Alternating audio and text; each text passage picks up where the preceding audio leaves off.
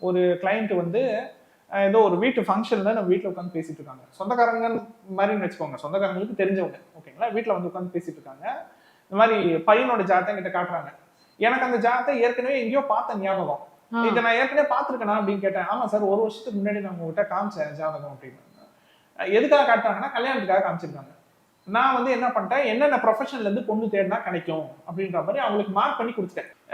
இவங்க மறுபடியும் அதே ஜாதகத்தை எடுத்துட்டு வந்து கேட்கறாங்க. நான் வந்து அவங்ககிட்ட என்ன சொன்னேன், ஏற்கனவே இன்னென்ன ப்ரொஃபஷன்ல இருந்து தேடுங்க பொண்ணு கிடைக்கும்னு சொல்லி நான் சொன்னேனேம்மா அப்படின்னா, அப்பதான் அந்த அம்மா சொல்ல ஆரம்பிக்கிறாங்க. என்னன்னா, சார் நீங்க பயோகெமிஸ்ட்ரி பார்மசி துறையில இருந்து நீங்க பொண்ணு இது பண்ணதான் சொல்றீங்க, தேடதான் சொல்றீங்க.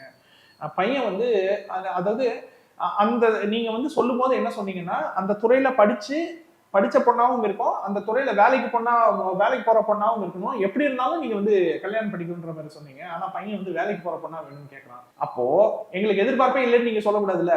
வேலைக்கு போற பொண்ணு வேணும்னு கேட்கறதே ஒரு எதிர்பார்ப்பு தானே.